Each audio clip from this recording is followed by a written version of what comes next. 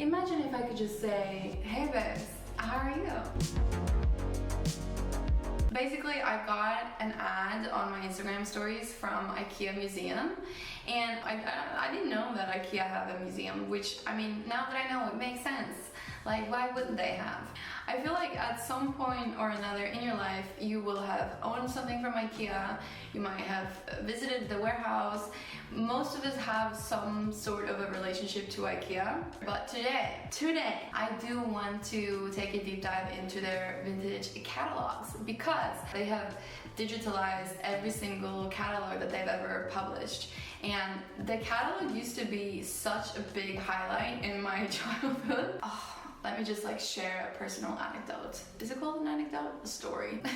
When I was a kid and my mom would bring me and my sister to the IKEA warehouse, there was one kind of apartment that they built that every time it was different, but it was always the same layout, and it was my favorite.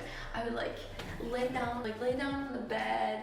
I would look out the fake windows. I would sit around the dinner table and I would pretend it was my apartment. Well, it was a big foreshadow in terms of interest. Yeah, it was a great time. And so I just want to chat about it. They actually just celebrated 80 years. It was founded in 1943. And it didn't start out as a furniture company. The first couple of years it was a mail to order business. And then I think it was in early 1950s where the first furniture was flat pack and sent out. IKEA has revolutionized the furniture industry, Of course there is a very negative side to it all, which is IKEA's contribution to the fast furniture industry.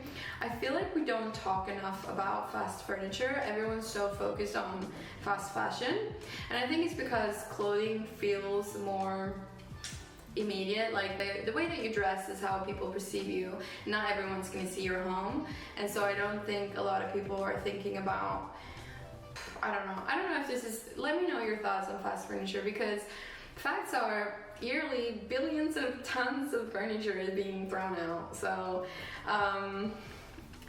I mean, that's a deep dive we could take one day. I don't really want to talk about depressing stuff today. I do just want to look at pictures. I've actually been wanting to buy vintage IKEA catalogs. Now we can preview and figure out which ones we really want. Yeah, the IKEA catalogs were produced all the way from 1950 until 2021. I remember this catalog from 2010. Oh my god. Okay, so which one should we look at? I feel like we should choose depending on the front page. I generally really like 60s, 70s, and 80s, but I also feel like we're currently, I don't always have my facts straight, but I feel like recently, 70s style has been really in fashion, and personally I love chrome, and there's this vintage IKEA chrome chair that's been really popular on Norwegian secondhand sites, so it would be fun to see if we could find it. Oh no, this is the chair!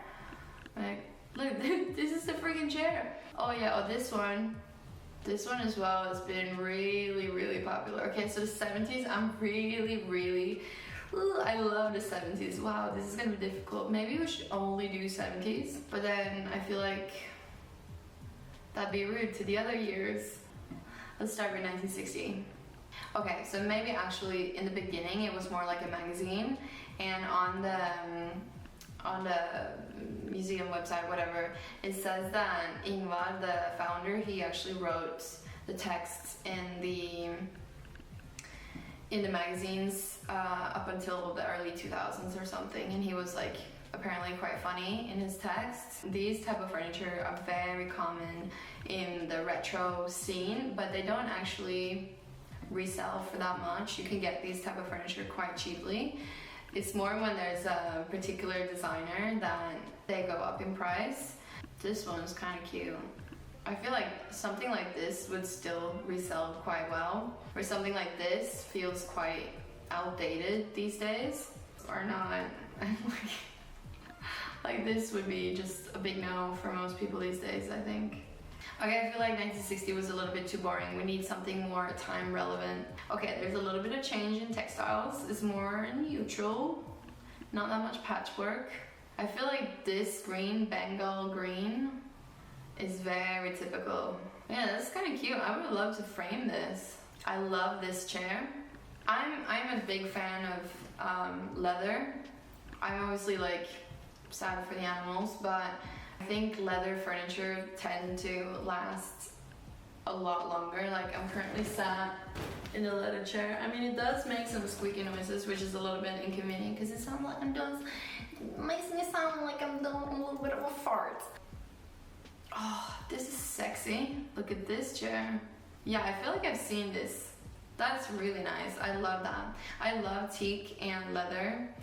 Don't listen to anything I say, by the way. I'm an enthusiast. I'm not a professional, so take everything I say with a grain of salt. Okay, let's try something else.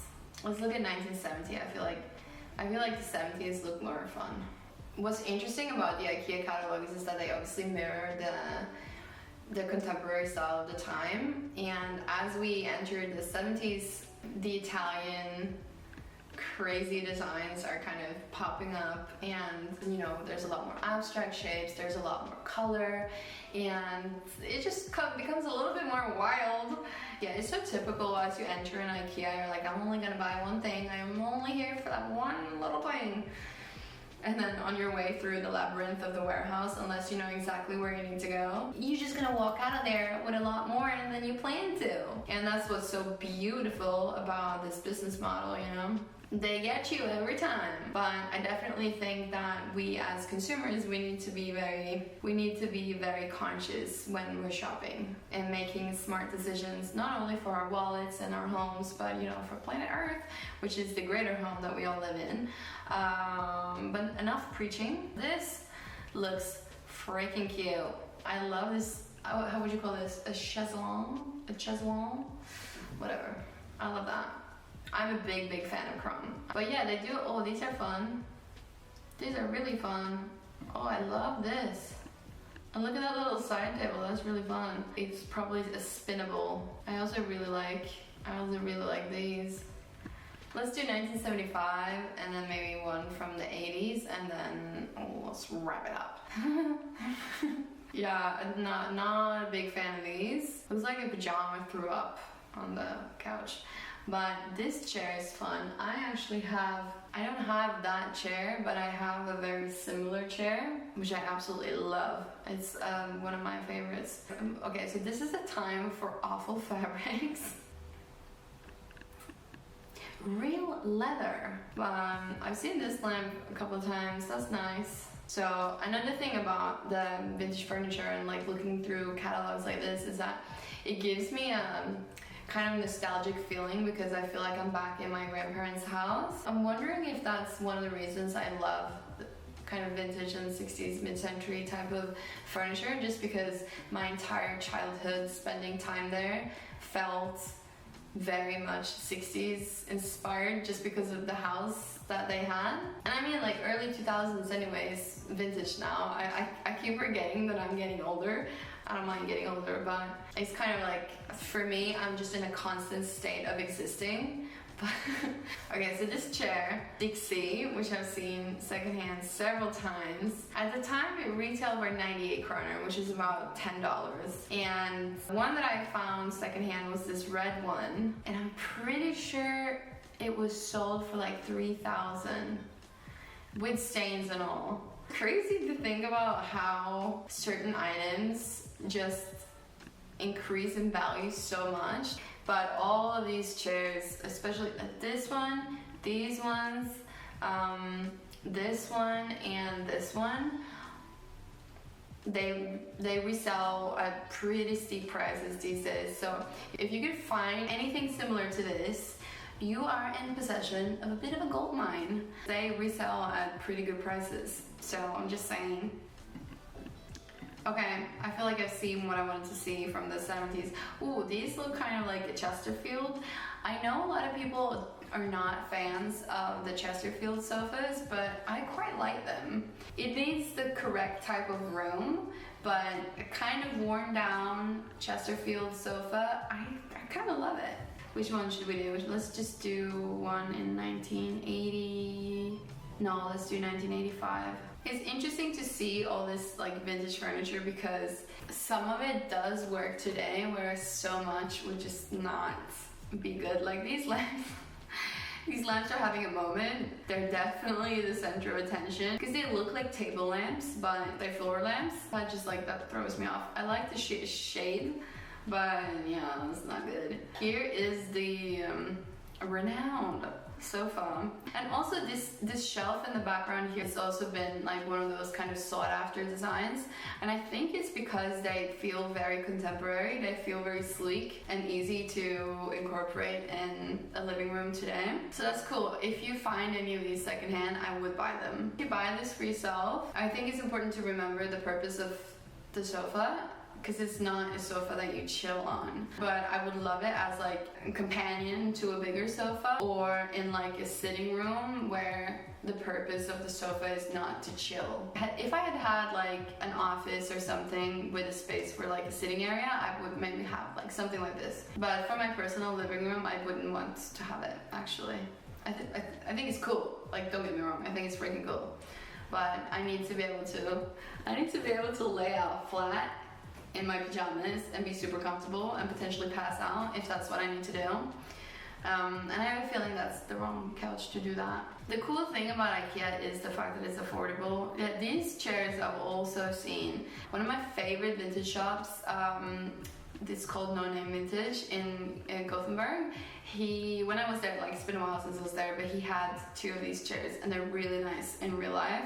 They look really good and great quality, so like definitely jump on that right away.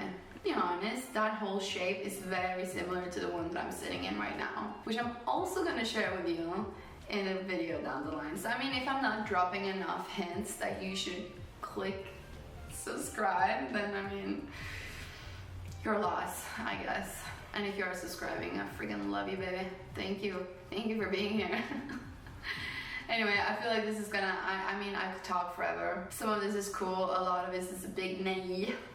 Nay tack. I feel like these ones I've seen as well. I mean, I would jump on this as well. I think this is cool. This is awful, on the other hand. I really don't, it's not for me. Yeah, here as well. They all look like big kind of chairs that they're just attached at the waist. That's funny. I don't like that all that much. Let's go back. Let's do one last, just because I want to freaking roll, baby. Should we do maybe something from the 90s? Oh, my computer died. Okay, so I guess, you know what, I've been rambling on way too long anyway, so I might as well just kind of finish it here. Do we have a conclusion? Is there a conclusion to this? I think it's really freaking fun to see the old catalogs. I do want to get some of these catalogs to keep as coffee table books.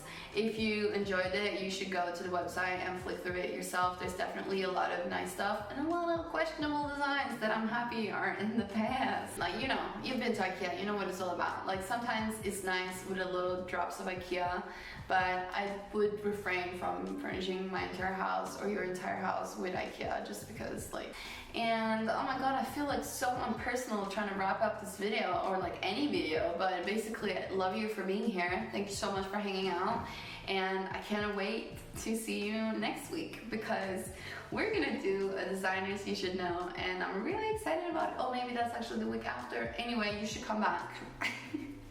Thanks for hanging out, and I'll catch you next time.